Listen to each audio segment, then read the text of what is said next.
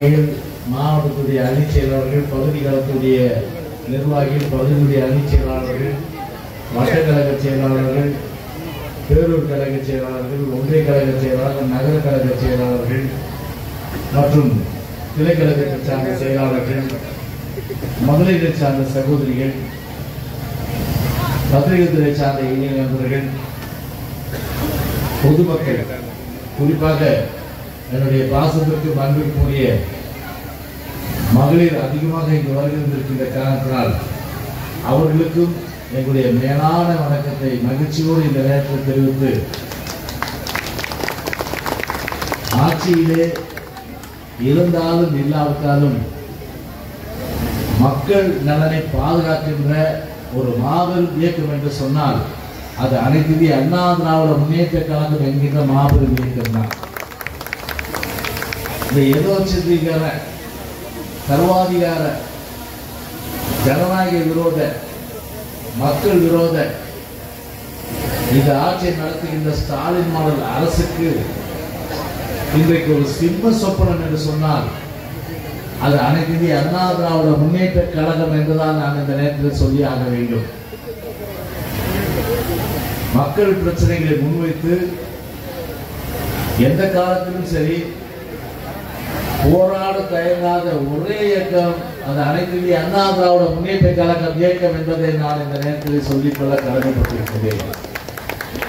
விலைவாசி உயர்வாக இருந்தாலும் சரி, சட்ட ஒழுங்கு சீர்குலைவாக இருந்தாலும் சரி, மின்சார கட்டணத்தை உயர்த்தியதும் சரி, அதே போல நீட் தேர்வில் மக்களை ஏமாற்றுகின்ற விஷயமாக இருந்தாலும் சரி, தேர்தல் காலத்தில் கொடுத்த வாக்குறுதி நிறைவேற்றாத சூழலில் பாலியல் வன்கொடுமைகள், பாலியல் கொடுமைகள் இதையெல்லாம் முன்வைத்து தமிழ்நாட்டு மக்களை ஒன்று திரட்டி போராடுகின்ற ஒரு மாபெரும் இயக்கம் அனைத்து இந்திய அண்ணா திராவிட முன்னேற்ற கழக இயக்கம் என்பதை நான் இந்த நேரத்தில் சொல்லிக் கொள்வதற்கு கடமைப்பட்டிருக்கின்றேன். எனவே அனைத்து இந்திய அண்ணா திராவிட முன்னேற்ற கழகம் என்பது இதையும் புரட்சி தலைவர் வழியில், இதையும் புரட்சி தலைவி அம்மாவுடைய வழியில் மக்கள் நலனை காக்கின்ற ஒரு இயக்கம் அது அனைத்து இந்திய அண்ணா திராவிட முன்னேற்ற கழக இயக்கம் என்பதை நான் மீண்டும் இங்கு சுட்டிக்காட்டுவதற்கு கடமைப்பட்டிருக்கின்றேன். அதே நேரத்தில் மக்கள் நலனை காக்கின்ற ஒரு இயக்கமாக இருக்கின்ற சூழ்நிலையில் மக்களுக்கு ஒரு உதவி செய்கின்ற வகையில் அது வெள்ளமானாலும் சரி, கொரோனா காலத்திலும் சரி, வேறு எந்த ஒரு சூழலிலும் சரி, மக்களுக்கு இருக்கின்ற இடத்திற்கு ஓடோடி சென்று உதவி செய்கின்ற இயக்கம் என்று சொன்னால் அது அனைத்து இந்திய அண்ணா திராவிட முன்னேற்ற கழகம் இயக்கம் என்பதை நான் மீண்டும் இந்த நேரத்தில் சொல்லிக் கொள்வதற்கு கடமைப்பட்டிருக்கிறேன். உதாரணத்துக்கு சொல்ல வேண்டும் என்று சொன்னால், இன்றைக்கு நாம் ஆட்சியில் இல்லை.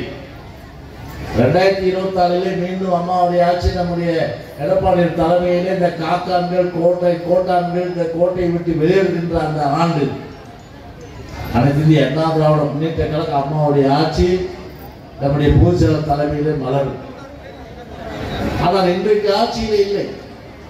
ஆட்சியிலே இல்லை என்றாலும் கூட திமுகவை போல் மக்களை மறந்து விடாமல் மக்களுக்கு அம்மாவுடைய பிறந்தநாள் விழாவிலே நாம் நலத்திட்ட உதவிகள் வழங்க வேண்டும் என்ற அந்த வகையில் இன்றைக்கு நம்முடைய அருமை சகோதரர், பகுதி கழகத்துடைய ஆற்றல் மிக்க செயலாளர், நம்முடைய மாவட்ட கழக செயலாளருடைய அந்த ஒருங்கிணைப்பு பிரிவிலே இன்றைக்கு ஒரு பெரிய அளவுக்கு இன்றைக்கு நலத்திட்ட உதவிகள் வழங்கி இன்றைக்கு ஆட்சியிலே இல்லை என்றாலும் கூட மக்களை மறக்காமல் உதவி செய்கின்ற ஒரே இயக்கம் அது அனைத்து இந்திய அண்ணா திராவிட முன்னேற்ற கழக இயக்கம் என்பதை நம்முடைய அருமை சகோதரர் அப்பு வெங்கடேசன் அவர்கள் இன்றைக்கு நிரூபித்திருக்கின்றார்கள். பொதுவாகவே தலைவர்கள் பிறந்தநாள் விழா கொண்டாடுவது வழக்கம். ஆனால் இதை புரட்சி தலைவி அம்மா அவர்கள் என்றைக்குமே அவர்கள் பிறந்தநாள் விழா கொண்டாடியது கிடையாது. அன்றைக்கு நாங்களெல்லாம் அம்மாவிற்கு அருகில் இருக்கும்போது நாங்களெல்லாம் கேட்டுக்கொண்ட போது கூட அதையெல்லாம் மறுத்து அவர்கள் சொன்னது, நான் பிறந்தநாள் விழா எப்போதுமே கொண்டாடுவது கிடையாது. ஆனால் அப்படி நீங்கள் பிறந்தநாள் விழா கொண்டாடப்பட வேண்டும் என்று சொன்னால் மக்களிடம் செல்லுங்கள், அவருடைய தேவைகளை நிறைவேற்றுங்கள், நலத்திட்ட உதவிகள் செய்யுங்கள். சமூகத்திற்கு பயன்படுகின்ற வகையில் நல்ல பல திட்டங்களை செய்யுங்கள். பட்டிமன்றங்கள், கருத்தரங்கள், அறிவு வளர்க்கக்கூடிய பட்டிமன்றங்கள், கருத்தரங்குகள், முதியோர் இல்லங்களுக்கு செல்லுங்கள், உணவளியுங்கள், ஆதரவற்றவர்களுக்கு சென்று அரிசுவை உணவளியுங்கள், அன்னதானம் வழங்குங்கள் என்று சொல்லி அம்மாவுடைய பிறந்தநாள் விழா அந்த 24ஆம் தேதி மட்டுமல்ல, ஆண்டு முழுவதும் அம்மாவுடைய பிறந்தநாள் விழா கொண்டாடுகின்ற ஒரே இயக்கம் அது அனைத்து இந்திய அண்ணா திராவிட முன்னேற்ற கழக இயக்கம் மட்டும்தான். இதுதான் அந்த அடிப்படையில் நம்முடைய அப்பு வெங்கடேசன் அவர்கள் சிறப்பான முறையில் இன்றைக்கு ஒரு மாநாடு, இது பொதுக்கூட்டம் என்று சொல்வது கூட ஒரு குட்டி மாநாடு என்று சொல்லக்கூடிய அளவிற்கு மாவட்ட செயலாளருடைய ஒருங்கிணைப்பில் இவ்வளவு ஒரு கூட்டத்தை இன்றைக்கு ஏற்பாடு செய்து அதற்கு பல லட்சம் ரூபாய் செலவு செய்கிறார் என்று சொன்னால், திமுக காரர்களை போல சுண்டல் விற்பவங்க, தோசை சுடுறவங்க, ரோடு வந்து ஃபாஸ்ட் ஃபுட் வச்சிருக்கவன், அதே போல வந்து வடை சுடுறவங்க, அதே போல கட்டிங், கரப்ஷன், கலெக்ஷன், இது எல்லாம் வாங்கிய திமுக செய்யறாங்க. அப்பு வெங்கடேசன் பொறுத்தவரை 2 முறை கவுன்சிலராக இருந்தவர். தோல்வி விட்டாலும் சரி, மக்களை மறக்க கூடாது, மக்களுக்கு செய்ய வேண்டும் என்ற அடிப்படையில் நம்முடைய அப்பு வெங்கடேசன் அவர்கள் பாக்கெட் காசு வந்து எடுத்து செலவு செய்கிறார். இந்த செந்தில் பாலாஜி போல பாட்டிலுக்கு 10 ரூபா அவர் வாங்கல. அவர் இன்னைக்கு கூட போய்ச்சல் அடிக்கிட்டு இருக்காரு. பாட்டிலுக்கு 10 ரூபா, ஒரு பாட்டிலுக்கு 10 ரூபானா ஒரு நாளைக்கு வந்து 10 கோடி ரூபாய். ஒரு நாளைக்கு எவ்வளவு? 10 கோடி ரூபாய். மாசம் எவ்வளவு? ஸ்டாலின் மாதிரி கணக்கு சொல்லாதீங்க. 2500 பிளஸ் 1500 கொண்டு 5000, 2500 1500 கொண்டு 5000, 5000 வரும், 4000 வரும். இந்த கணக்கு தெரியாத மக்கு பசங்களாம் நீ நாட்டை ஆண்டுட்டு இருக்காங்க. அதான் பெரிய வேதனை இருக்கு. அப்புறம் எப்படி இவங்களுக்கு வந்து ஒரு நிர்வகிக்க தெரியும், நிர்வகிக்க தெரியும், ஒரு ஆற்றல் திறமை, அதே நேரத்தில் வந்து பார்த்தா தமிழ்நாட்டை வழிநடத்தக்கூடிய அந்த திறமை, தமிழக மக்களுக்கு நல்லது செய்யக்கூடிய அந்த ஆற்றல், அதே போன்று தன்னம்பிக்கை, அதே போன்று தைரியம் என்று சொன்னால் நம்முடைய புரட்சி தலைவர் போன்ற ஒரு தலைவர் தமிழ்நாட்டிலே உண்டா? கிடையாது. அந்த அளவுக்கு தமிழ்நாட்டிற்கு புரட்சி தலைவர் அம்மா அவர்கள் நிர்வாகத்திறமை பார்த்தா அப்படி கிட்டத்தட்ட மேடையில் இருக்கிற நண்பர்கள் அனைவருக்கும் தெரியும். ஆனால் அவர்களுக்காக எனக்கு அதிகமாக தெரியும். ஏன்னா 91ஆம் ஆண்டிலிருந்து அமைச்சராக இருந்து 25 வருஷம் கிட்டத்தட்ட சட்டமன்ற உறுப்பினர், அமைச்சர், எத்தனை துறை, IT, forest, investment, fisheries, dairy development, excise welfare, அப்புறம் வந்து ஃபைனான்ஸு, அதுக்கப்புறம் ஸ்பீக்கர், இப்படி பார்த்தா கிட்டத்தட்ட பல துறை, 10க்கும் மேற்பட்ட துறைகள், 12க்கும் மேற்பட்ட துறைகள், அவ்வளோ துறைகள் பார்த்து அவர்களுடைய அந்த நிர்வாக திறமை இன்னைக்கும் பார்த்தீங்கன்னா ஒரு 10 வால்யூம் எழுதும். அந்த அளவுக்கு நிர்வாக திறமை. ஒரே ஒரு விஷயம் சொல்றேன், அதாவது சில கோப்புகள் அம்மா இருப்போம், அப்போ எங்க முன்னாடி டிஸ்கஸ் பண்ணுவாங்க. அந்த டிராஃப்ட் ஜியோ என்று சொல்லக்கூடிய ஒரு கவர்மெண்ட் ஆர்டர், ஒரு அரசு ஆணை வெளியிடுவதற்கு முன்பாக பொதுவாகவே இந்த என்ன பண்ணுவாங்கன்னா, ஐஏஎஸ் ஆஃபீஸர் வந்து மினிஸ்டருக்கு லெவலில் அப்ரூவ் பண்ணுறது, மினிஸ்டருக்கு போய் அப்ரூவ் பண்ணுறது ஜியோ சின்ன தெரியும். அதே போல சிஎம் லெவலில் அப்ரூவ் பண்ணுறது, அந்த டிராஃப்ட் ஜியோ வந்து மினிஸ்டர் அப்ரூவ் பண்ணி சிஎம்க்கு போவோம். அந்த எங்களை வச்சு சொல்லுவாங்க, அந்த டிராஃப்டை பார்த்தா என்னங்க ஜெயக்குமார் ஐஏஎஸ் படிச்சுட்டு வந்திருக்காங்க, ஒரு சென்டென்ஸ் வந்து இல்லை, ஒரு ஃபுல் ஸ்டாப் இல்லை, ஒரு கமா இல்லை, என்ன இவங்க படித்தாங்கன்னு சொல்லிட்டு அந்த டிராஃப்டை முழுமையாக படித்து ஃபுல் ஸ்டாப்பு, கமா, இந்த சென்டென்ஸ் வரணும், இது வந்து கம்ப்ளீட் ஆகிறாங்க அப்படின்னு சொல்லி அந்த நிர்வாக திறமை பெற்ற ஒரு மாபெரும் முதலமைச்சர் தான் நம்முடைய புரட்சி தலைவி அம்மா. ஆனால் இன்னைக்கு 23ஆம் புலிகேசி தமிழ்நாடு அவசரப்படுது. இன்னைக்கு யார் 23ஆம் புலிகேசி தெரியும் உங்களுக்கு? ஆட்சியை நடத்துறாங்க இன்னைக்கு. அப்படி அதே போல ஒரு தன்னம்பிக்கை அம்மா இருந்து பார்த்துவே இருக்கேன். 96ல் ஒரு பெரிய அளவுக்கு வந்து பார்த்தீங்கன்னா அம்மா மேல வந்து ஒரு பொய்யான பிரச்சாரங்கள் வந்து ஏற்படுத்தி அதன் மூலம் வந்து ஒரு சரிவு, ஒரு சின்ன சரிவு. அந்த சரிவில் வந்து கருணாநிதி என்ன நினைச்சாருன்னா, இதோட ஏடிஎம்கே க்ளோஸ், ஏடிஎம்கே இனிமே யாரும் வர முடியாது அப்படின்னு மனப்பால் குடித்து வழக்கு மேல போட்டாரு. உண்மையிலே கருணாநிதி வழக்குகள் போட்டது வேற ஒரு தலைவராக இருந்தா வேளாண்டப்ப அரசியல் விட்டு ஓடி போங்க.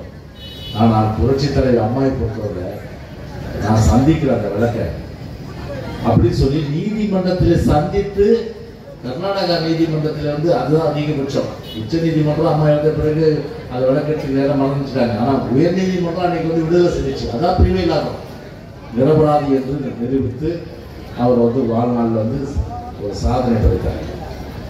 இதே வந்து கருணாநிதி அன்னைக்கு எவ்வளவு செலவு பண்ணாரு? 52 கோடி ரூபாய் செலவு பண்ணாரு. அந்த 52 கோடி ரூபாய் சட்டமன்றத்திலேயே கூட நானே வந்து அந்த சட்டமன்ற சொன்னேன். புரட்சி தலைவர் அம்மாவை பொறுத்தவரை வந்து வழக்குகள் போட்டீங்க.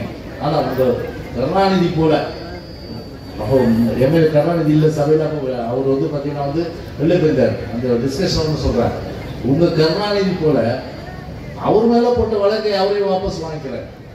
அந்த வழக்கை நான் நீதிமன்றத்தில் சந்திக்கிறேன்னு சொல்லி அந்த வழக்கை நீதிமன்றத்தில் சந்தித்து நிரபராதி என்று கர்நாடக உயர்நீதிமன்றம் தீர்ப்பு கொடுத்து அதன் அடிப்படையில இருந்து நிரபராதி நம்முடைய புரட்சி 52 கோடி வேஸ்ட் தானே. 25 நாள் சிறையில் இருந்தாங்க. ஆமா, நாங்களாம் போய் பார்க்கிறோம். அப்போ தன்னம்பிக்கை பாருங்க, போய் பார்க்கணும். சென்ட்ரல் ஜெயில் புழல் மாறிடுச்சு. அப்ப சொல்றாங்க, இதே ஜெயில கருணாநிதியை நான் முடிச்சு அடைப்பேன். இதே ஜெயில 28 நாள் ஜெயிலுக்கு வந்தாங்க. ஆட்சிக்கு வந்தோம்னா ஒரு வழக்கில் கருணாநிதி முடிச்சு உள்ள தள்ளாங்க. வித்தியாசம் பாருங்க. ஒரு தலைவர் வீரத்தோடு எப்படி இருந்தாங்க, ஒரு வீரன் சொல்லிக்கின்ற ஒரு தலைவர் எப்படி கோலையா இருந்தாங்க. என்ன அம்மா வந்து அன்னைக்கு 96 கட்சி அன்னைக்கு வந்து சீட்டு அவ்வளோ வரல, தோல்டு போல. வீட்டுக்கு வந்தது போலீஸு. காலையில் நாங்களாம் போயிட்டோம், எங்களை யார் உள்ள போலீஸ் போனாங்க. போயிட்டு இந்த மாதிரி அரெஸ்ட் பண்ண போகிறோம், அவ்வளோதானே. அப்படி சாமி கும்பிட்டு வர சொல்லிட்டு சாமி கும்பிட்டு வந்துட்டு வீரமங்கையா அந்த வேன்ல ஏறி நீதிமன்றத்துக்கு போய் ஜெயிலுக்கு போனாங்க. அது எப்படிப்பட்ட வீரம்! ஒரு ஜான்சி ராணி போல அந்த வீரத்துக்கு சொந்தக்காரன் நம்மளோட புரட்சி தலைவி அம்மா. நம்ம ஆட்சி வந்தது கருணாநிதி வந்து கைது பண்ண போனாங்க. எவ்வளோ கூச்சல்! அம்மா என்ன கூச்சல் போட்டாரு, ஐயோ கொள்றாங்க, ஐயோ கொள்றாங்களே சொல்றாங்க. அப்போ எங்க போச்சு? என்ன தூக்கு தண்டனை போட போறாங்க. அந்த காலத்துல மன்னராட்சியில குச்சிட்டு போனா தூக்கு போட்டுருவாங்க. இப்பதான் நீதிமன்றம் இருக்குல்ல, பேட்டி கொடுக்கிறது தானே. வரட்டும், கைது பண்ணிட்டோம். நான் எங்களுக்கு இவ்வளோதான் ஒரு கள்ள ஓட்டு போட்டு பிடிச்சவங்க பிடிச்சி கொடுத்தோம். வீட்டுக்கு வந்தாங்களா போகலாம். இப்போ நீதிமன்றத்தில் வந்து வழக்கு இருக்குது, பேஸ் பண்ணல. 22 நாள் ஜெயிலில் வச்சோம்னா பயந்துட்டோமா? 22 நாள் ஜெயிலில் வச்சா திருச்சி போனால் திருச்சி ஒரு கேஸு, அதுக்கப்புறம் ரோடில் விட்டால் அதுக்கு ஒரு கேஸு. திருக்கழுக்குன்றத்தில் கட்சிக்காரன் பேருந்து செயலாளர் போய் ஒரு போதசாமி அப்படி வெட்டிட்டாங்க. அது என்ன ஒரு ஜனநாயக ரீதியில் அனுமதிக்கப்பட்டது ஆர்ப்பாட்டம். அந்த ஆர்ப்பாட்டம் செய்யறது கூட வந்து அனுமதி இல்லை. நடப்பது என்ன சபரியை ஆட்சியா இடிமேல் ஆட்சியா சொல்லுங்க. நான் போறேன். அது நான் வந்து மகாலிபுரத்தில் வந்துட்டேன்னா மைக்கில் சொல்கிறான், மகாலிபுரம் கிராஸ் ஆகிட்டாரு உடனே அடுத்த செக் போஸ்ட் வந்துட்டான். வந்து போகக்கூடாது. யார் நீங்க தடுக்கிறது? முடியுமா நாள் தடுக்கிறது? 140 தடை இருக்கு. அந்த ஆர்டர் கம்மி எப்படி தடுக்க முடியும்? இல்லை இது தனி ராஜ்யம் நடத்துறீங்க நீங்க அப்படி சொல்லி கேள்வி கேட்டு அதன் பிறகு வந்து எங்களை அனுபவிச்சு நம்ம சின்னப்பாக்கிற இந்த மாவட்ட செயலர் கூட அந்த மண்டபத்தில் வந்து பார்த்தாரு கட்சிக்காரங்களா. அன்னைக்கு கிட்டத்தட்ட 7 மணிக்கு வரலாங்க. எதுக்கு அந்த பயம் சொல்லுங்க? ஒரு ஆர்ப்பாட்டம் வந்து 1 மணி நேரத்தில் வந்து முடிய போகுது. ஆனால் உண்மையிலேயே வந்து பார்த்தீங்கன்னா நான் பேட்டியில் கூட சொன்னேன், உண்மையிலேயே வந்து ஒரு தேங்க்ஸ் சொன்னா ஸ்டாலினுக்கும் ஹோம் டிபார்ட்மெண்ட் தான் சொல்லணும். நாங்கள் பாட்டு ஆர்ப்பாட்டத்துக்கு அனுமதிச்சிருந்தாங்கன்னா இதே போல வந்து நான் பேசிட்டு கத்திட்டு ஒழிக ஸ்டாலின், ஹிட்லர் ஒழிக, சர்வாதிகார ஸ்டாலின் ஒழிக, அடக்குமுறை ஒழிக, காவல்துறை கையில் வைத்துக்கொண்டு ஏவல்துறையாக வந்து கருணாநிதி வந்து ஸ்டாலின் வந்து செயல்பட்டு இருக்காரு, அவர் ஒழிகன்னு சொல்லிட்டு போயிட்டு போனாங்க. ஆனால் அதை தமிழ்நாடு முழுவதும் பட்டி தொட்டி எல்லாம் வந்து அனைத்து அண்ணா திராவிட முன்னேற்ற கழகம் தொண்டை கையில் வச்சா, தொண்டை மேலே கையை வச்சா துடித்தெழுகின்ற ஒரு இயக்கம். அது அனைத்து அண்ணா திராவிட முன்னேற்ற கழக இயக்கம் சொல்லி அது வந்து அன்றைக்கு பெரிய அளவுக்கு எங்களை ஆக்கணும். அதுதான் நன்றி சொன்னாங்க. அது உண்மையிலே பார்த்தீங்கன்னா ஸ்டாலினுக்கு தேங்க்ஸ் சொன்னேன், ஹோம் டிபார்ட்மெண்ட் தேங்க்ஸ் சொன்னேன், அந்த டிஸ்ட்ரிக்ட் வந்து எஸ்பிக்கு தேங்க்ஸ் சொன்னேன். நீங்கள் அந்த அளவுக்கு கெடுபிடி பண்ணலன்னா இவ்வளோ பெருசாக ஆயிருக்காங்க. யாருக்கிட்ட நீங்கள் வந்து உங்கள் பாட்சா காமிக்கிறீங்க? நீங்கள் அவர் 4 போலீஸ் அபிஷேகம் பயந்து பண்ணாங்க. இன்னைக்கு என் வீட்டில் வந்து 8 போலீஸு அன்னைக்கு இதே பிப்ரவரி மாதம் 21ஆம் தேதி வந்த போலீஸ் 8 பேரும் ஹியூமன் ரைட் கமிஷன் ஹைகோர்ட்டில் வந்துட்டு இருக்காங்க. ஹியூமன் ரைட் கமிஷன் ஹைகோர்ட்டில் போய் அந்த போலீஸ் நம்ம அட்வொகேட் கேட்டார், என்னங்க இந்த ஸ்டாலின் பேச்சு கேட்டு அவர் வீட்டு வாசப்படியை மிதிச்சிட்டோம், அவர் வர்றதில்லை. இப்போ நாங்கள் பாருங்க இந்த 2 வருஷமா அந்த கோர்ட்டு கை வாங்கிருக்கிறோம். அந்த மாதிரி ஸ்டாலின் மட்டும் தெரிஞ்சுக்கணும், ஆட்சி இருக்குது, அதிகாரம் இருக்குது. முன்னேற்ற கழகம் அதெல்லாம் அப்புறம் பார்த்துக்கணும்.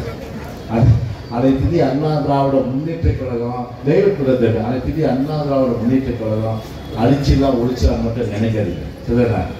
நீ எப்படி அடிச்சாலும் சரி திருப்பி அடிப்பதற்கு அனைத்து அண்ணா திராவிட முன்னேற்ற கழகம் தயாராது. புரட்சி தலைவர் எம்ஜிஆர் நான் இது எங்க வீட்டுடைய படம் பார்த்தீங்கன்னா நீங்க என்ன பண்ணுவாரு? நம்பியார் அது வந்து அது சாப்பிட்டு அடிக்கிறது ஒரு பக்கம் இருக்கும். ஸ்டைல் உட்காந்து எம்ஜிஆர் சேர்ல அவ்வளோ அழகாக உட்காந்துட்டு இருக்காரு. நம்பியார் கோபத்தோடு அப்படி கணத்திரிக்க விடக்கூடாது. ஏன்னா அது பக்கத்தில் கேட்டு போடக்கூடாது. அந்த சாட்டை எடுத்து இது சாரி பலாறு கணத்தில் விடுவார். தலைவர் நான் வாங்கிட்டு இந்த கணத்தை கேட்டாரு என்ன பண்ணுவார்? எழுந்து பலார் அடிப்பார். அப்படி தாண்டா அனைத்து இந்திய அண்ணா திராவிட முன்னேற்ற கழகம். தொட்டா கெட்ட, தொட்டினா கெட்ட, அது மட்டும் மனசுல வச்சுங்க. அதை மாதிரி ஆட்சி அதிகாரத்தை வைத்துக்கொண்டு இப்போ துஷ்பிரயோகம் செய்வது, அம்மாவை அழிக்கணும் 52 கோடி ரூபாய் செலவு பண்ணி அது வந்து விடுதலை கிடைத்த நீ மாதிரி ஒரு புரோஜனம் மக்களுடைய வரி பணம் தான் முழுமையாக வேஸ்ட் ஆச்சு. கருணாநிதி போல வந்து வழக்குகள் வந்து அப்படியே அவரே வந்து கோபுரம் கேட்டு போட்டாரா இல்லையே, வீரமாக வந்து அந்த வழக்கை வாபஸ் பெற்றாங்க இல்லையா, அது நீதிமன்றம் சரிச்சாங்க இல்லையா. ஆட்சி இன்னைக்கு வந்து 4 மாதம் ஆகுது, 4 வருஷம் 45 மாதம், இன்னும் 10 மாதம். ஒரு திருமதி அமிதா வந்து நல்லா பேசுகிறாங்களா? பேசுகிறாங்களா? நல்லா பேசுகிறாங்க. அவங்க எவ்வளோ தூரம் அந்த இன்னும் 10 மாதம் இருக்குது. இந்த 45 மாதத்துல எவ்வளோ கஷ்டம். சொத்து வரி, வீட்டு வரி, மின்சார கட்டணம், அதுக்கப்புறம் 3 முறை உயர்த்தியாச்சு. இப்போ நீட் தேர்வு இந்த வந்து இது ஸ்டாலினுடைய அருமை மைண்டன் யாரு அவரே சொல்லிப்பாரு, என்ன அண்ணன் கூப்பிடு. அவர் ஸ்டாலின் இல்லை, அவர் என்ன அப்பான்னு கூப்பிடு. இன்னொருத்தர் இருக்கார், ஒருத்தர் யாரு ஏவன், நீ ஸ்டாலின் அப்பான்னு கூட தாய் மாமன் கூப்பிடு. தாய் மாமனா ஏன்னா மாமன் மச்சா விளையாடுறதுக்கு இது என்ன ஆகுதுன்னா தமிழ்நாடு வயிறு கும்பி எறியுது. நாட்டு மக்கள் எவ்வளோ கஷ்டப்படுறாங்க. ஜாதிய கலாச்சாரம், ஜாதிய கொடுமைகள், விலைவாசி ஏறி போச்சு. அம்மாவுடைய ஆட்சியில் வந்து பார்த்தீங்கன்னா ஒரு கிட்டத்தட்ட 2000 ரூபா 3000 ரூபா இருந்தால் கூட மளிகை சாமான்லேருந்து காய்கறிலேருந்து எல்லாமே வாங்கலாம். உண்டா இல்லையா? எவ்வளோ ஆகும் மாதம்? 3000 ரூபா இல்லை. ஆனால் இப்போ 3000 ரூபா உங்களால் வாங்க முடியுமா? இப்போ 10000 ரூபா நீங்கள் அதுக்கே செலவு பண்ணலாம். சம்பாதிக்கிறதுல பாதி வந்து விலைவாசி ஏறிடுச்சு. சொத்து வரி கட்டுறீங்க, வீட்டு வரி கட்டுறீங்க, 3 முறை 40% மின்சார கட்டணம் ஏற்றிட்டாங்க. தேர்தல் காலத்தில் வந்து 2 முறை பில் கணக்கு எடுக்கிறத 1 முறை ஆக்குன்னு அதை ஆக்கல, அது பண்ணல. இப்போ 20 கிட்டத்தட்ட பார்த்தீங்கன்னா எவ்வளோ வசூல் உங்ககிட்ட இருந்து இந்த கவர்மெண்ட்ல இருந்து பண்றாங்க. ஒரு பக்கம் ஊழல் வந்து பார்த்தீங்கன்னா டாஸ்மாக் மூலம் வருஷத்துக்கு பூச்சா சொன்னதோட 3200 கோடி ரூபாய், 1 கோடி 2 கோடி இல்லை, டாஸ்மாக் மூலம் 3200 கோடி ரூபாய் போகுது. டாஸ்மாக் மூலம் இப்போ நம்ம கவர்மெண்ட் வருமானம் எவ்வளோ வருது? 52,000 கோடி வருது. 52,000 கோடினா அப்போ குடிக்கிறவங்க எண்ணிக்கை இப்படி இருந்தது. இப்படி ஆகிட்டு எல்லாமே ஒரு பக்கம் குடிக்கிறான், ஒரு பக்கம் பெத்தலைன் போடுறான், ஒரு பக்கம் பிரவுன் சுகர் அடிக்கிறான், ஒரு பக்கம் ஹீரான் அடிக்கிறான், ஒரு பக்கம் கெஞ்சு அடிக்கிறான். இப்படி பார்த்தா வீட்டுக்கு வீடு எல்லாம் பார்த்தீங்கன்னா எல்லாம் போதை பழக்கம், போதை கலாச்சாரம், பள்ளிக்கூட மாணவ மத்தியில் வந்து இந்த மாதிரி போதை வஸ்துக்கள், இந்த பால், இதெல்லாம் வந்து கட்டுப்படுத்துவதற்கு என்ன நடவடிக்கை சொல்லுங்க. ஆனால் அதை பற்றி கவலை இல்லை. வெறுமனே பார்த்தீங்கன்னா இன்னைக்கு ஒரே விஷயம் என்னன்னா போட்டோ ஷூட்டிங், அதுதான் இந்த ஆட்சியில் நடக்குது. மக்களை ஏமாத்துற விஷயம். சரி, உங்ககிட்ட வந்து 52,000 கோடி ரூபாய் யாருடைய பணம்? அது கஷ்டப்பட்டு வந்து வீட்டுக்கார சம்பாதிச்சு வராது. இந்த கனவு போன டாஸ்மாக் கடையை வந்து என்ன சொன்னீங்க? நீங்க போர்டு வச்சிங்களா வீட்டுக்கு முன்னாடி? நீங்க இந்த மாதிரி டாஸ்மாக் போட சொல்லி அப்பா, தங்கை, அதுக்கப்புறம் வந்து மகன் எல்லாம் பிடிச்சிருந்தீங்க. போர்டு கருப்பு சட்டை போட்டு ஆட்சி மூட வேண்டியதானே? அதை மூடல. 52,000 கோடி ரூபாய் வருமானத்தை ஏற்றிட்டு உங்கள் வீட்டிலேருந்து பணத்தை பிடிக்கிட்டு, மின்சார கட்டணத்து பணத்தை பிடிக்கிட்டு, சொத்து வரியிலிருந்து பணத்தை பிடிக்கிட்டு, பால்வெளியிலிருந்து பணத்தை பிடிக்கிட்டு, இப்படி எல்லா வகையிலும் பணத்தை பிடிக்கிட்டு இப்படி எவ்வளோ தராங்க உங்களுக்கு? மாதம் 10,000 ரூபா கொடுக்குறாங்க. 10,000 ரூபா கொடுத்தா சரி, நம்ம பணத்தை வாங்கிட்டாங்க, 10,000 ரூபா கொடுக்க சொல்லலாம். 1000 ரூபா கொடுக்குறாங்க. அந்த 1000 ரூபா கூட வந்து தேர்தல் காலத்தில் என்ன சொன்னீங்க? நீங்கள் ரேஷன் அட்டை வச்சிருக்க எல்லாருக்குமே வந்து நம்ம வந்து பணம் கொடுக்க சொன்னீங்களா இல்லையா? சொன்னாரா இல்லையா? ஸ்டாலின் 23 புள்ளிகேசி சொன்னாரா இல்லையா? ரேஷன் அட்டை வச்சிருக்கோம் எல்லாருக்கும். அப்படி எல்லாருக்கும் வருதாம போனா 30% வரல போனா. அந்த 1000 ரூபா கூட வந்து பார்த்தீங்கன்னா வந்து நியாயமா பார்த்தீங்கன்னா ஒரு குடும்பத்துக்கு 10,000 ரூபா இருக்கும். எலெக்ஷன் நேரத்தில் கேளுங்க, ஏன் சாமியை ஓட்டு கேட்க வரீங்களே, இப்போ எங்கள் இது டாஸ்மாக் மூலமாக வந்து எடுத்துக்கிறீங்க பணத்தை, அதை குடிக்க கற்றுக் கொடுத்து சொத்து வரி ஏற்றுக்கிறீங்க, வீட்டு வரி ஏற்றுக்கிறீங்க, அதே போல் மின்சார கட்டணத்தை ஏற்றி விட்டீங்க, ஷாக் அடிக்கிறது பில்லை பார்த்தாலே ஷாக் அடிக்க பண்ணுறது, அப்படியெல்லாம் ஏற்றி இவ்வளோ தூரம் பார்த்தீங்கன்னா 1000 ரூபா கொடுத்துருங்க, 10,000 கொடுக்குறது தானே கேட்கணும். நீங்கள் கேள்வி 1000 கொடுத்து பெருசாக வானாலே வந்து ஒரு பெரிய சாதனை பிரச்சனை. பொங்கலுக்கு கொடுத்தாரு 2,500 ரூபா கொடுத்தாரு. அப்போ ஸ்டாலின் என்ன சொன்னா போல 2,500 ரூபா ப்ளஸ் 1,500 ரூபாய்க்கு போட்டு 5,000 ரூபா கொடுக்குறாரு. 4,000 ரூபாய் 5,000 ரூபாய். நான் 5,000 ரூபா 4,000 ரூபாய்க்கு நீ சொன்ன மாதிரி கொடுத்துரு, அது கொடுக்கல. 1000 ரூபாய் இது 2,500 ரூபா கொடு, நாங்கள் கொடுத்தா மாதிரி அது கொடுக்கல. 1,500 கொடு, அது கொடுக்கல. 500 கொடு, 500 கொடுக்கல. முதல்ல இந்த திட்டத்தை வந்து புரட்சியாளர் எம்ஜிஆர் வந்து விலையில்லாத இலவச வேட்டி சேவை நெசவாளர்களுக்காக அது ஏற்படுத்துது, அந்த அவங்களுக்கு வேலை இருக்கிறதுக்காக அந்த திட்டத்தை கொண்டு வந்தாரு. அதன்படி வேட்டி சேவை கொடுத்தா அம்மா வந்து கரும்பு சர்க்கரை இதெல்லாம் போட்டு கூட பணத்தை கொடுத்தாங்க. அதுக்கப்புறம் புதுச்சார் வந்து 2,000 ரூபா கொடுத்தாரு. இப்படிதான் வந்துச்சு. அப்போ பணத்தை நிறுத்துது யாரு? ஸ்டாலின் கொடுத்தாரு. ஆனால் ரேஷன் கடையில் எல்லாமே வாங்கிட்டு கிட்டத்தட்ட 2 கோடி காரில் காரி துப்பிட்டு போனாங்கல்ல கடைக்காரங்க. நீ கொடுக்குற அந்த ஓமக்குச்சி நரசிம்மன் மாதிரி ஒரு கரும்பு, அது கொஞ்சம் வெயிட்டாக இருக்கணும், அதுவும் கிடையாது. அது எலும்பு தோல் மாதிரி கரும்பு. அப்படிப்பட்ட வந்து ஒரு மோசமான ஒரு பொங்கல் பண்டிகை வந்து கொண்டாட முடியாத ஒரு சூழ்நிலைக்கு தள்ளி பணத்தையும் கொடுக்காம ஏமாற்றி இன்னைக்கு பார்த்தீங்கன்னா இன்னைக்கு ஒரு சட்ட ஒழுங்கு காவல்துறைக்கு நம்முடைய தமிழ்நாட்டில் வந்து ஒரு ஸ்காட்லாந்து நம்ம காவல்துறையெல்லாம் பார்த்தீங்கன்னா அந்த அளவுக்கு மிடுக்கா இருப்பாங்க. இன்னைக்கு காவல்துறை வந்து காக்க சட்டை போடுறதுக்கே இன்னைக்கு காலையிலேருந்து கஷ்டம். அவன் கொண்டாடியே கேட்டுட்டு இருக்கு. இன்னைக்கு இவங்க எந்த வட்டச்சாலை திட்டுவான், எந்த பேருந்து செயல் வந்து இன்னைக்கு அடிப்பாங்க, எந்த மாவட்ட சொல்றேன் அதை பாருங்க. தர்மபுரியில் ஒரு மாவட்ட செயலர் பொறுப்பேற்று அதை பார்த்தீங்கன்னா எவ்வளோ ஒரு திமிரு பாருங்க. ஓப்பனா நம்ம என்னுடைய பேச்சை தான் எஸ்பி கேட்கணும், என்னுடைய பேச்சை தான் கலெக்டர் கேட்கணும், என்னுடைய பேச்சை எஸ்பியும் கலெக்டர் கேட்கணும், நிலைமை வேற சொல்லி பகிரங்கமாக மிரட்டுறாங்க. எப்படி ஒரு அரசு அதிகாரிகளுக்கு என்ன மாதிரியான பாதுகாப்பு தயவுசெய்து அரசு அதிகாரி ஏடிஜிபி லாண்டாட ஒரு வயது பள்ளிகளுக்கு ஒரு பெண்மணி அவங்க வந்து பார்த்தீங்கன்னா அந்த ரெக்ரூட்மெண்ட் உள்ளது அவங்களுடைய இது உயிருக்கே பாதுகாப்பில் அவங்க தான் இருக்காங்க. அதே போல் தமிழ்நாடு வந்து முதன்மையான குற்றங்கள் அதிகமாக வந்து புரியப்படுகின்ற மாநிலம் சொன்னால் தமிழ்நாடு அளவுக்கு இன்னைக்கு வந்து ஒரு இதாக இருக்குது. இன்னைக்கு அதை வந்து சட்ட ஒழுங்கை பராமரிக்கிறது இல்லை. காவல்துறையில் அவங்க என்ன பண்ணுவாங்க பாவம், அவங்கள பொறுத்தவரை பார்த்தீங்கன்னா வந்து இன்னைக்கு அவங்களுடைய மனசில் ஏக்கம் இருக்கு. எப்படா இந்த ஆட்சியிலேருந்து விடுதலை பெற்று மீண்டும் அம்மாவுடைய அரசு தமிழ்நாட்டில் பூஜா தலைமையில் வரணுன்ற அந்த எண்ணம் தான் அவங்க மனசில் இருக்கும். ஏன்னா அந்த அளவுக்கு தினந்தோறும் அவங்களால வந்து ஒரு பெரிய வந்து துன்பத்தை வந்து சந்திக்கின்ற ஒரு ஆட்சினா வந்து ஒரு தலைவர் காலத்திலும் சரி அம்மா காலத்திலும் சரி சட்டங்கிறது எல்லாருக்கும் பொது. சட்டம் தன் கடமை செய்யும், சட்டம் விரும்பப்பட்டது. ஏன்னா யாராக இருந்தாலும் சரி அது ஆளுங்கட்சியாக எதிர்கட்சியாக தவறுனா தவறு என்று சொல்லி அது சட்டப்படி தண்டனை வாங்கி கொடுத்து அதன் மூலம் வந்து சமூகத்திற்கு ஒரு அமைதி நிலைநாட்டிய ஒரு அரசு என்று சொன்னால் நம்முடைய அதிமுக அரசு மட்டும்தான். ஆனால் இங்கே ஆளுங்கட்சிக்காரங்க எப்படி வேணாலும் சட்டத்தை இல்லை. இங்கே எடுத்துங்க ஒரு எம்எல்ஏ அவரே வந்து வீட்டில் எப்படி வந்து இது அவங்களுடைய பணியாளர்கள் எப்படியெல்லாம் துன்புறுத்தப்பட்டு ஜெயிலுக்கு இருந்தாங்க, ஒரு கம்பெனியில் போய் எப்படியெல்லாம் மிரட்டினாங்க. இங்கே இருக்கிற இந்த மாவட்ட அமைச்சர் அன்பரசன் இது இந்த தெரு இது குடி தண்ணீர்ல குடி தண்ணீர்ல கழிவுநீர் கலந்து பல பேர் செத்தாங்க. செத்ததுக்கு வந்து பார்த்தீங்கன்னா நாங்கள் பொறுப்பேற்றுக்கிறோம் தைரியமாக சொல்ல முடியுதா?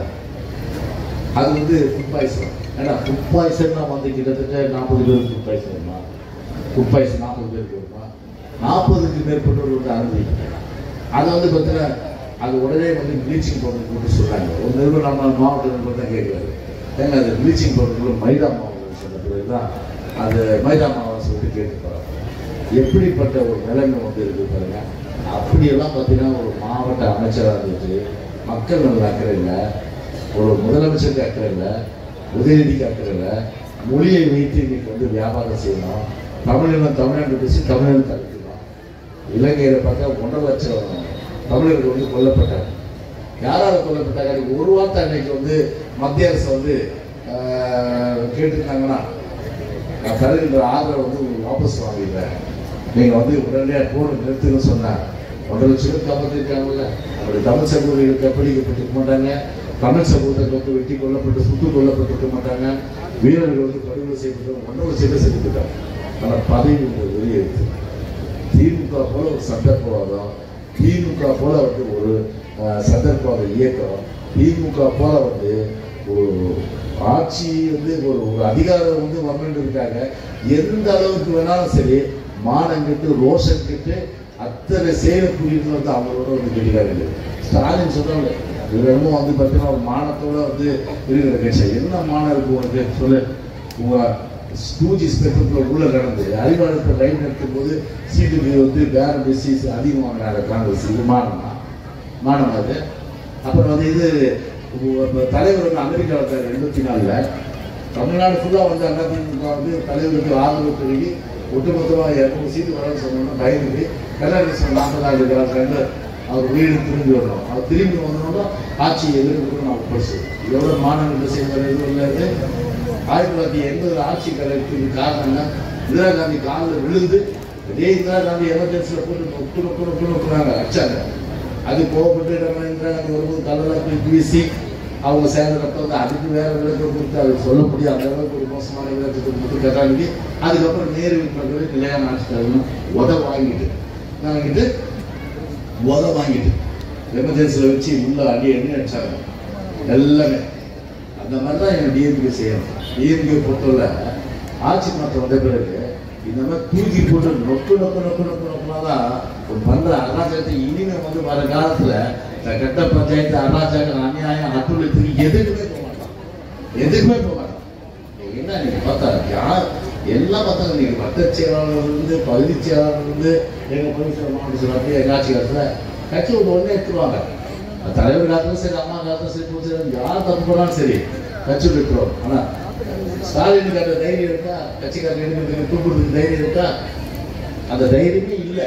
ஒரு தைரியம் இல்லாத ஒரு கட்சிக்கு ஒரு தலைவராக இருந்து இன்னைக்கு வழிநடத்தினா இன்னைக்கு வந்து ஒரு தலையெழுத்தா இன்னைக்கு வந்து தமிழ்நாடு இன்னைக்கு இருந்துச்சு. இன்னைக்கு அந்த அளவுக்கு இன்னைக்கு தமிழ்நாட்டு மக்களை பொறுத்தவரை இன்னைக்கு எவ்வளவு சொல்லலாம். இன்னைக்கு கிட்டத்தட்ட வந்து நீங்க வந்து போக வேண்டிய சூழ்நிலை இதுக்கு மேலே வந்து பேசினா ரொம்ப அதாவது என்னன்னா உங்களுக்கு உங்க பொறுமையாக எடுத்துருவீங்க. அதனால ஒன்று மட்டும் தெரிஞ்சுங்க, தேர்தல் வருது. ஒரு தடவை வந்து பார்த்தா நமக்கு அவங்களுக்கு வந்து பெரிய வித்தியாசம் கிடையாது. நமக்கு அவங்களுக்கு எவ்வளோ திமுகவுக்கு 3% தான், ஜஸ்ட் மிஸ் தான், பெரிய அளவுக்குலாம் கிடையாது. வெற்றி தோல்வியெல்லாம் சகஜம். நாணயத்தில் ஈடுபட்டுன்ற மாதிரி வெற்றி தோல்வி சகஜம். 91 திமுக தோற்றுது, 96 வரலாம். அதே போல 2001 நம்ம ஜெயிச்சோம், 2006 திமுக ஜெயிக்குது. அதே போல வந்து 2011 திமுக நம்ம ஜெயிச்சோம், 2016 நாம ஜெயிச்சோம். இப்போ 2021 ஆனால் ஒரு வரலாறு என்னன்னா 31 வருஷம் எந்த கட்சிக்கு இல்லாத ஒரு சிறப்புனா 53 வருஷத்துல 31 வருஷம் தமிழ்நாட்டை ஆண்ட ஒரு மாபெரும் இயக்கம் நான் அனைத்து எண்ணாவது முன்னேற்ற திமுக பொறுத்தவரை ஒரு தடவை ஆட்சி வந்தால் மறுபடியும் வராது. ஒரு தடவை ஆட்சிக்கு வந்தால் மறுபடியும் வரப்போது இல்லை. ஆனால் புரட்சி தலைவர் 3 முறை வந்தார். அதிமுக வரலாறு. புரட்சி தலைவி அம்மா 2 முறை. அதனால இந்த திமுக அந்த ராசியை 2026 இந்த மன்னர் ஆட்சி, அதாவது 23ஆம் குடியரசு ஆட்சி ஒழிந்து மீண்டும் நம்முடைய மக்களாட்சி தமிழ்நாட்டில் புரட்சி நம்முடைய இதயத்தினுடைய ஆட்சி பொதுச்சேவர் தலைமையிலே மலரும். எனவே வாக்குகள் பொறுத்தவரை ஒரு தடவை 3% அளவுக்கு வந்து வித்தியாசம், பெரிய அளவுக்கு வித்தியாசம் இல்லை. பாராளுமன்றத்தில் வந்து பார்த்தீங்கன்னா ஒரு பெரிய தொகுதி எடுத்துக்க முடியாது. ஏன்னா நமக்கும் அவங்களுக்கும் பெரிய அளவுக்கு வாக்கு சதவீதம் வந்து அந்த அளவுக்கு இல்லை. கிட்டத்தட்ட பார்த்தீங்கன்னா பல பேரை சேர்த்துட்டு வந்தாங்க. ஆனால் நம்ம வந்து தனியாக நின்னே பார்த்தீங்கன்னா நம்முடைய வந்து பலத்தை நாம் வந்து நிரூபிச்சிருக்கோம். ஆனால் அதே நேரத்தில் வந்து 2026 இன்னைக்கு தமிழ்நாட்டு மக்கள் பார்த்தீங்கன்னா ஒட்டுமொத்தமாக இன்னைக்கு அவ்வளோ கடுமையான இன்னைக்கு கோபத்தில் இருக்கிற நிலையில நம்ம மீண்டும் வந்து அம்மாவுடைய அரசு தமிழ்நாட்டில் வரும். அதனால் வந்து கண்டிப்பாக வந்து எவ்வளோ திட்டம், தாலிக்கு தங்க திட்டம்லாம் பார்த்தீங்கன்னா ஒரு உன்னதமான திட்டம். அந்த திட்டம் இப்போ ஏதாவது நடத்துறாங்களா? அம்மா மினி கிளினிக் க்ளோஸ் பண்ணிட்டாங்க, அம்மா சிமெண்ட் க்ளோஸ் பண்ணிட்டாங்க. அதே போல் வந்து நிறைய திட்டங்கள், அம்மா கொண்ட திட்டங்கள் எல்லாமே இன்னைக்கு வந்து மூடுவிட போயிட்டாங்க.